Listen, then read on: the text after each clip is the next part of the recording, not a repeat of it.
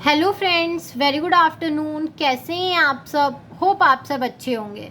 जैसे कि आप लोगों को पता है, ये हमारी बिजनेस ऑर्गेनाइजेशन एंड मैनेजमेंट की सीरीज़ चल रही है, जिसमें आज हम अपना नेक्स्ट टॉपिक पढ़ेंगे मैनेजरियल स्किल टाइप। कि जो मैनेजर्स के स्किल्स होते हैं वो कितने तरीके के होते हैं, ठीक है, उसके क्या क्या टाइप्स होते हैं। लेकिन वीडियो स्टार्ट करने से पहले मैं आपको एक छोटी सी इन्फॉर्मेशन देना चाहूँगी कि अगर आपको इस सब्जेक्ट या किसी भी सब्जेक्ट के नोट्स परचेस करने हो तो आप मेरा डिस्क्रिप्शन बॉक्स चेक कर सकते हैं। तो आइए हम अपना टॉपिक स्टार्ट करते हैं। हमारा टॉपिक है मैनेजरियल स्किल टाइप, ठीक है, कि मैनेजर्स के जो स्किल्स होते हैं उसके कितने तरीके होते हैं। तो फर्स्ट इसका टाइप होता है कॉन्सेप्चुअल स्किल। कॉन्सेप्चुअल स्किल क्या होता है? Ability to think is abstract, ability to analyze the forces working in a situation, creative and innovative ability, ठीक है। ये वो स्किल्स होता है कि अगर कोई कमी आ जाए तो आप क्या कर सको, उसको सोच सको तुरंत कि एक्चुअली में क्या एक्शंस लेने हैं, या आप क्या कर सको, जो भी एक बिजनेस को चलाने के लिए जो भी फोर्सेस काम कर रहे होते हैं या फ्यूचर में आने वाले में वो फोर्सेस वर्क करेंगे, आप उन सबको प्रॉपरली एनालाइज कर सको और आप क्रिएटिव हो कि हमेशा नए नए तरीके ढूंढो, और इनोवेटिव एक्टिविटी एबिलिटी आपके में होनी चाहिए कि आप क्या कर सको, उसको हमेशा कुछ नया बना के बिजनेस को दे सको, ठीक है। हमेशा बिजनेस में कुछ नए तरीके से आप वर्क कर सको। नेक्स्ट टाइप है हमारा टेक्निकल स्किल। टेक्निकल स्किल क्या होता है?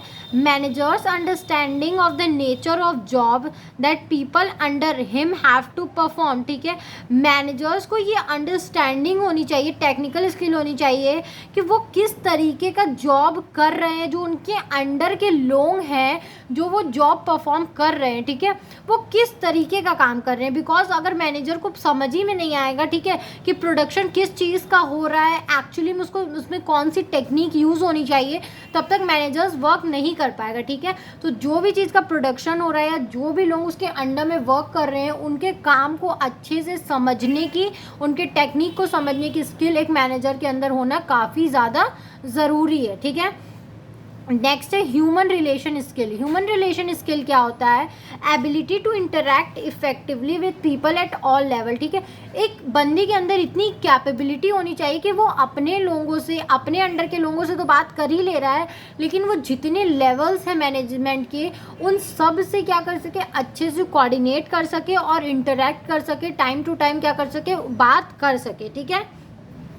फिर नेक्स्ट है managerial skill at different management level, ठीक है। देखो, अलग अलग मैनेजमेंट लेवल पे क्या होते हैं, अलग अलग स्किल्स की रिक्वायरमेंट होती है।